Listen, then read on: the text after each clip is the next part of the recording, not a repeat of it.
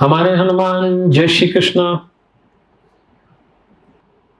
सेठ समूह की ओर से विजयादशमी के अगले दिन से हम एक क्रम लेके चल रहे हैं, एक विचार चिंतन का सत्र लेके चल रहे हैं, श्रृंखला लेकर चल रहे हैं और आज का विषय है क्रोध।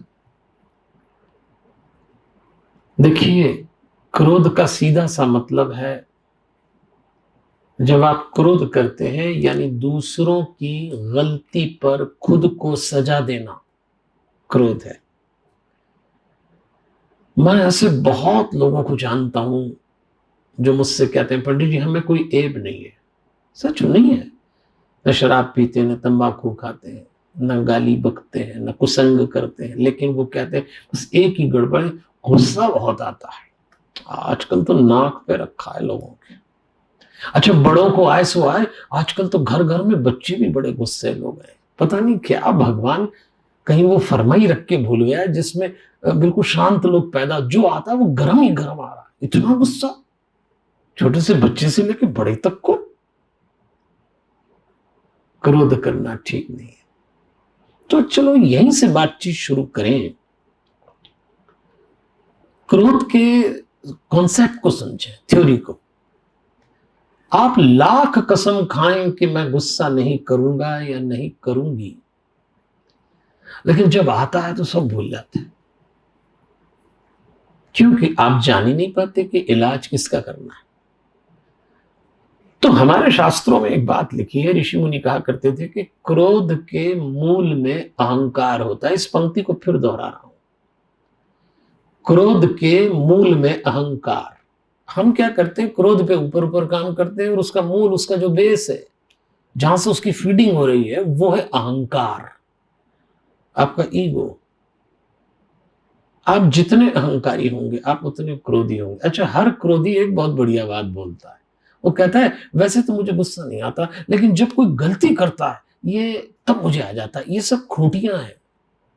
आप दूसरे को दोषी बना के, स्थितियों को दोषी बना के अपने क्रोध की एडवोकेसी कर रहे हैं, गलत कर रहे हैं। आपके मूल, आपका अहंकार अंगड़ाई लेता है और आपको क्रोध आता है। तो ध्यान रखिएगा, क्रोध ना आए ऐसी भी गलती ना करें। कई जगह क्रोध लाना पड़ेगा। क्रोध बीमारी, दुर्गुण कब है? जब क्रोध आपका मालिक बन जाता है। क्रोध आपका नौकर होना चाहिए। आपके पास कोई सहायक होता है, कोई आपके नीचे काम करने वाला हो, चपरासी हो, और कोई आप घंटी बजाए, वो आता है काम करके चला जाए, आप बोलते जाओ, चला जाएगा। क्रोध को ऐसा करिए, मैंने बुलाया और मैंने भेज दिया, लेकिन अभी उल्टा, अभी वो आता भी मर्जी से और जाता भी मर्जी से। बस ये बीमारी है। क्रोध न करें। चलिए मैं आपको कुछ उदाहरण देता हूं, और अभी हम सारे उदाहरण रावण और श्री राम जी के आसपास के इसलिए ले रहे हैं, अभी अभी हमने विजयादशमी में इस द्रोण के पुलिंदे को समाप्त किया है और रावण मर गया, इस पे ध्यान देना। रावण कभी नहीं मरा। रूप रावण को श्री राम ने मारा, पर अरूप रावण आज भी जिंदा है और हमारे भीतर है। वो जो युद्ध राम रावण का हुआ वो तो बाहर हुआ था और हम सब ने सुना और देखा, लेकिन एक युद्ध आपके भीतर सद्गुणों और दुर्गुणों का चल रहा है। जब आपके दुर्गुण हावी तो समझ लो रावण हावी। रावण बहुत योग्य था लेकिन बहुत क्रोधी था। कभी सुंदरकांड पढ़ना, अशोक वाटिका में सीता भी तलवार निकाल ली तो उसकी पत्नी ने कहा ये क्या कर रहे हैं, एक निरीह स्त्री पे तलवार, इतना गुस्सा। अब बताओ आप, एक विश्व विजेता जिसने सारी दुनिया जीती हो, एक औरत पे, क्योंकि बहुत जल्दी रिएक्शनरी था, बहुत जल्दी गुस्सा आ जाता था। सामने हनुमान जी खड़े, याद है ना आपको, रामदूत बन के गए थे, सीता जी को संदेश दिया, अशोक वाटिका उजाड़ी, और जब उनको पकड़ के रावण के दरबार में लाया गया तो रावण ने उनको देखा। थोड़ी बातचीत हुई, आगे करेंगे, लेकिन उसी समय रावण को ध्यान आया कि इसने मेरे बेटे अक्षय कुमार को मारा है अशोक वाटिका में, तो एकदम क्रोध आया और क्रोध में उसने निर्णय ले दिया इस बंदर की पूंछ में आग लगा दो। देखो आप गुस्से में कितनी बड़ी गलती करी। अगर उसने बंदर की पूंछ में आग न लगाई होती तो उसकी लंका जली न होती। आधी लड़ाई हार चुका था वो। सीखो आप उससे, ऐसी बेवकूफियां मत करिए आप। आपके पास बड़े अधिकार हो, आपके पास बड़ा काम हो, मैं तो कहता हूं बड़ा हो कि छोटा हो, गलत समय पे गुस्सा कभी मत करना, नुकसान आपका हो जाएगा। और अगर गुस्सा करने की आदत पड़ गई तो आसपास वाले लाख समझाएं, आप नहीं सुधरोगे। रावण की पत्नी मंदोदरी कहती मत गुस्सा करिए, मत गुस्सा करिए, करता ही रहता था। और तो और सबसे बड़ा नुकसान देखो क्रोध में। आपको आपको मैं ये सीन इसलिए बता रहा हूं कि आदमी दृष्टांत सुने तो सिद्धांत आसानी से समझ में आता है।